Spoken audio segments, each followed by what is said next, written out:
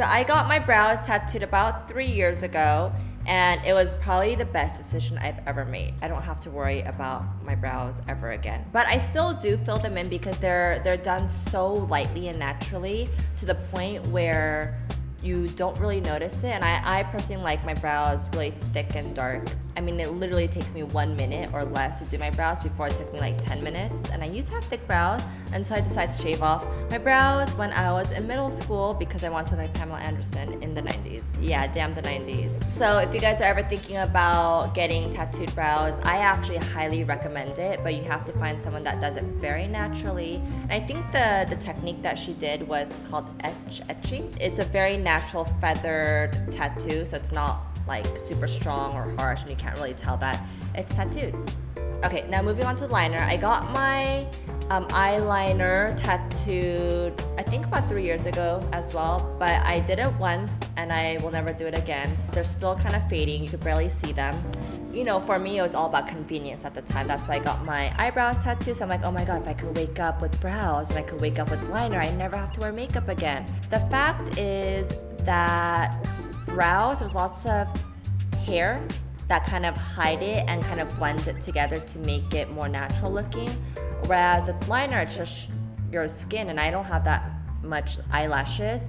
So it was very obvious and prominent, and it didn't look very natural, and the fading process is just horrible, at least from my experience. I'm sure there's other people that have great experiences. The fading was slightly blue, so I always had to put on liner on top of my tattooed liner because it looked blue, it looked unnatural, it was doing nothing because it was already fading. So I don't think I would ever do tattoo liner again because I always end up just lining it anyways the way I want it to look. I bruise so easily, my skin is so sensitive. The minute I hit a table, I like see a bruise forming and it never goes away. I have multiple scars from like different occasions, from falling, from just like bug bites to like scratching them, and they just never went away. Obviously when I'm shooting, I have to cover them up with makeup. I use a really, really heavy concealer to kind of cover all my bruises so you guys can't see them. On my blog, we Photoshop out my bruises because they're not pretty at all. I started to get treatments of laser that's supposed to fade the coloring away of the bruises. To be honest, I haven't really seen great results yet. It's only my second time going in, so I'm hoping that after the third or fourth time, I'll see more results. Can I see your bruises? You want to see my bruises? Okay. Every bruise has a story. This one, this big one right over here, is from Cannes Film Festival. I ate it really, really hard. These ones over here is the time that Mignon got fleas. He was playing in the backyard and somehow brought them in the house and gave Alan and I flea bites, and I couldn't stop itching myself. It sounds so gross, but it's left me scars. And I will forever remember that summer now.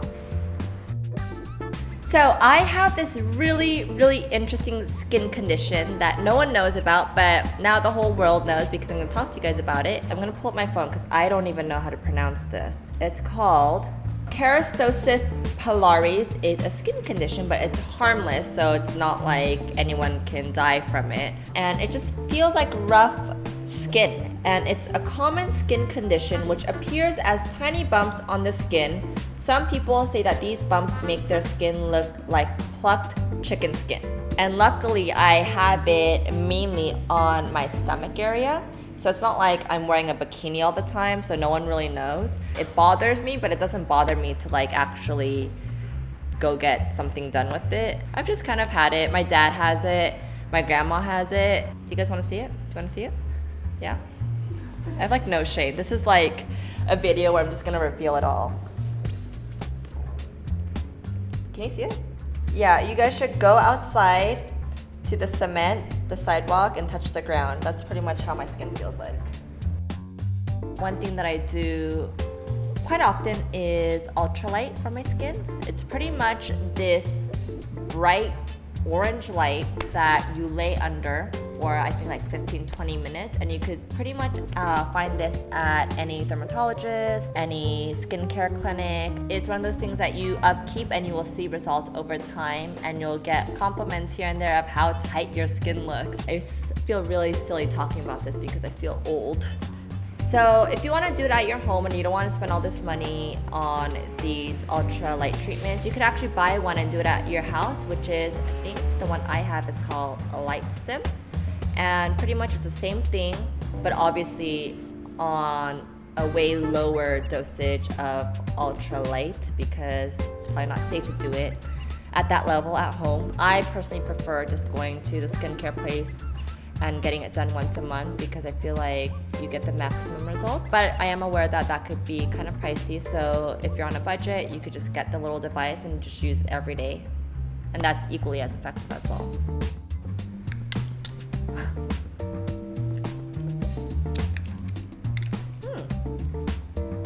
I've had Invisalign for about 2 years now. The funny story and the sad story is that I keep losing them, but I can't keep them in when I film because I have this weird lisp. So I just decided to take them off. But the problem is every time I take them off, I wrap them in like a little napkin, either to myself or someone from the team or someone at the restaurant. They always end up throwing it away. So I have to start all over again. I have crooked teeth, if you guys haven't noticed by now. They're not to the point where I like hate my teeth, but I'm aware of them, especially because I'm on camera every single day and I just want to get them fixed. So I got Invisalign. Yep, Invisalign. Hopefully I'll get done with these guys in the next 2 years, hopefully.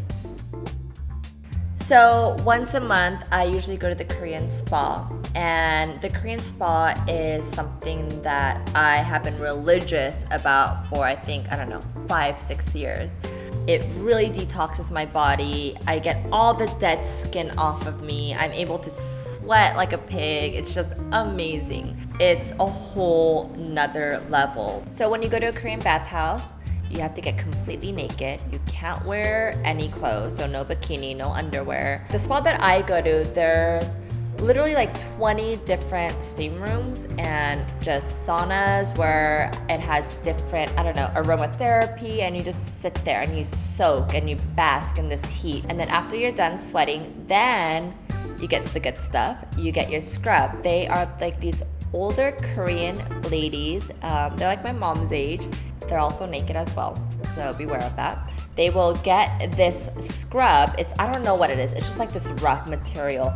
And they go into your skin and they scrub it's just mind-blowing, the stuff that comes off your body. Like, you don't realize how dirty you were. It's kind of painful in a sense where they're just like scrubbing off lots of dead skin. That's why you have to soak in the steam room and the sauna at least for like 30 minutes to an hour. So it'll kind of naturally fall off instead of it like going into just raw flesh. If you don't feel comfortable being nude in front of people, then you just can't go because you have to be nude. The thing is, it sounds really scary, and I still can't get my own sister, you guys know her, Jane, she won't even go with me. It's like the strangest thing. I'm like, come on, I've seen you naked millions of times. What is the lighting like at these spas? The lighting is just bright, regular lights. No one is just gonna be like, oh my gosh, Laura, your body is just banging. No one will stare at you. Like, no one. There's women of all sorts of body types. And in the Korean spa, there's like a variety of people. It's not just Korean people. You just have to get over it. It's like a self-conscious thing. But once you get over it, it's the most liberating and most amazing experience ever. Alright, so I hope that you guys enjoyed this video and learned something new about me. I also hope that this video has kind of inspired you to really accept your flaws and insecurities, because look, we all have them. It's just a matter of how we deal with it and finding a good support, community where we could all kind of pull for each other and help each other out. So with that said, I would love to hear any of your thoughts, comments. Alright, I'll see you guys next time. Bye.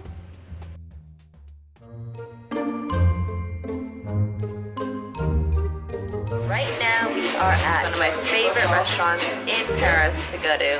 I pretty much go to this restaurant every single time I'm in Paris because it's amazing and the service is great. The people are so friendly. The atmosphere is so beautiful and romantic.